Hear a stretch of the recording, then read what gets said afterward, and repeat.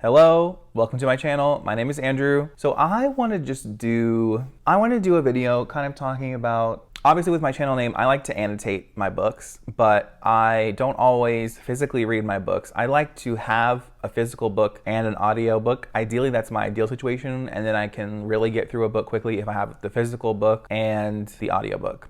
Because then what I will do and how I can annotate it using an audiobook, which is what I'm probably going to call this video, is like annotating with audiobooks. What I can do is I'm going to have a little screen replay here of if you use Scribd or Libby, or I don't know if you can do this with Audible, but I usually use for Scribd or Libby.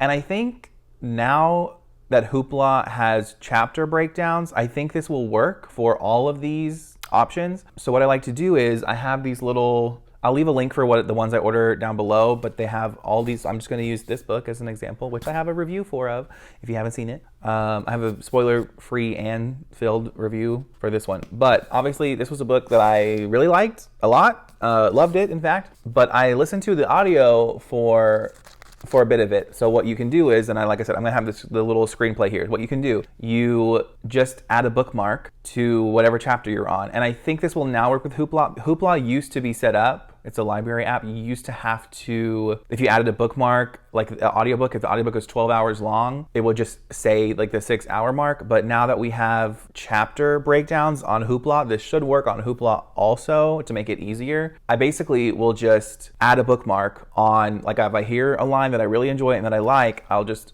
add that bookmark. And whenever I get home and I have access to the physical book again, I'll get my little tabs out and I will go back to my bookmarks, and then I will listen, and you can kind of tell, like let's say you're on like chapter, obviously the shorter the chapter, the easier this will be. You'll see, like this is chapter 81. It's just one page. So you can pretty much just skim down here. But chapter 80, the one before this, is like about 5 or 6 pages. So I don't know, audiobook wise, like this, what I'm holding here in the middle, this is one chapter. Like, I'm sure trying to go through like an entire book would be a challenge, like with Hoopla and stuff, so you really couldn't do that before. But now that it says you just have to find the chapter, and if you're going back and forth, you are probably not too far off from wherever you left off physically, and you can even listen while you read with the physical book. Some people like to do that. I like to do that sometimes. But you just go in the chapter and you find, like, if it's at the beginning of the chapter, if it's like 1 minute into the chapter, you're like, okay, it's probably on the first page.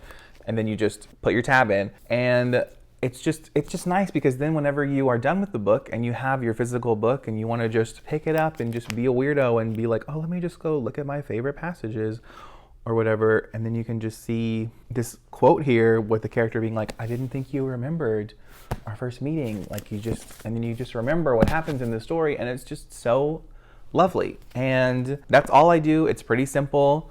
As far as like a color system, I literally just put what feels right in the moment. I don't care about the colors personally. I feel like I like it to kind of match cover aesthetic, like if I can, but I don't care. As long as I can go back and read my favorite like quotes and stuff, that's all that matters to me.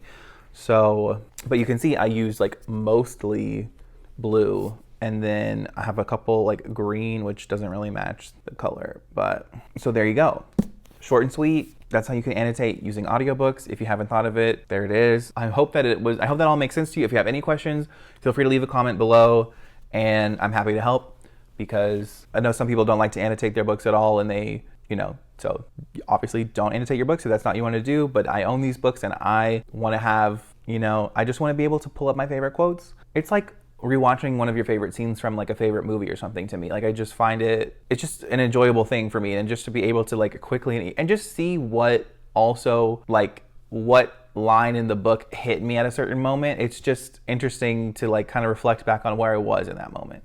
So it's just enjoyable for me. But yeah, any questions, leave them in the comments. I'm also going to leave my Instagram, Goodreads, and Twitter all in the description as well. Also, with audiobooks, I have a couple links for sure for Scribd, and then I think maybe something else in there. It's all in the description if you want to check it out. If you listen to audiobooks, then you can get a physical book and do this. I would suggest it. I think it's great. I think it's a great method. If you let me know how you annotate your books, if you have any tips or suggestions as well, I'd love to hear them. That's all. Have a good day. Bye.